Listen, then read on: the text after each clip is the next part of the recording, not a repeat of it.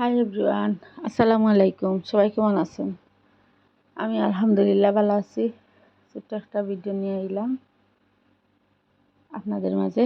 যদি আমার ভিডিওটা ভালো লাগে, like comment share and subscribe করে লইবা। দেখুন চুলার মাঝে পাতিল বসাইছি, এখন তেল দিলাইমু, দিয়া সামান্য পেঁয়াজ দিমু, পরিমাণ মতো পেঁয়াজ দিমু, সামান্য নয় পরিমাণ মতো, আর সাথে লবণ দিলাইমু, দিয়া বালা করে কষাই দিমু। দেখো পেঁয়াজ দিলাইছি, এখন দিলাইমু লবণ।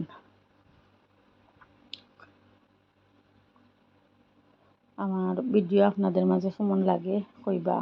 আর আমার নতুন নতুন বন্ধু হলে অ্যাড হয়েছেন, আসলে আপনাদের মানে ধন্যবাদ দিয়া ছোটো করতাম না। আপনাদের জন্য রইল আমার অনেক অনেক দোয়া আর ভালোবাসা। সবাই আমার পাশে থাকবা এইভাবে। এই দেখুন এখন পরিমাণ মতো লবণ দিলাইছি। লবণ দিলে পেঁয়াজটা মজতে সাহায্য করে, তাড়াতাড়ি মজি যায়, পেঁয়াজের খাঁচা গন্ধ চলে যায়। দেখতে থাকুক। আর সে কোন জায়গা থেকে দেখে আমার ভিডিও কইবা। ভালো লাগলে কইবা, খারাপ লাগলে কইবা, কোনো সমস্যা নাই। আজকে চাল কুমড়া রান্না করবো। আমরা কই জালি কুমড়া, সিলেটি ভাষায় জালি কুমড়া কই, আর অন্যান্য জায়গাত হয় নাকি চাল কুমড়া, জানি না সে কোন জায়গাত কীরকম হয়, তবে আমরা সিলেটিরা জালি কুমড়া কই। তেলাপি মাছ দিয়া রান্না করবো। দেখতে থাকুক। আমি অলরেডি খাইয়া বয়স দিছি, আসলে খুবই মজা হয়েছে। কুমড়াটা খাইছি। এখন দিলাইমু এখানে আমি আমার হাতে বানানো একটা মশলা আছে, আর জিরার গুঁড়া দিলাইমু পেঁয়াজ কষা হয়ে গেলে, ভাজা হয়ে গেলে আর কি। সবাই আমার পাশে থাকবা। আমরা নতুন অবস্থায় একে অপরের পাশে যদি না থাকি তাহলে আমরা আগাইতাম পারতাম না। দেখো আমার এখানে পেঁয়াজ লাল হয়ে গেছে, এখন দিলাইলাম জিরার গুঁড়া, আর দিমু এখন আমার হাতে বানানো একটা মশলা, এটা দিয়া কষাইলাম। আর আগে থাকি ভিজাইয়া রাখছি হলুদ, মরিচ আর ধনিয়ার গুঁড়া। দেখতে থাকুন।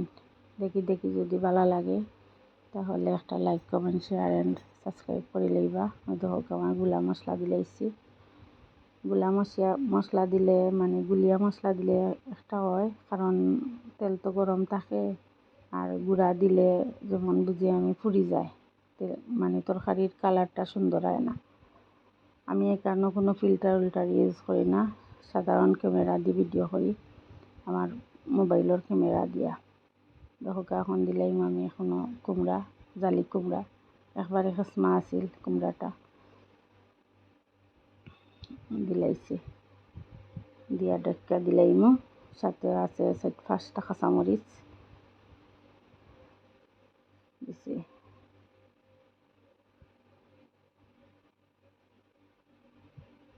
দেখতে থাকুক। আপনারা কোন জায়গা থেকে দেখরা কইবা।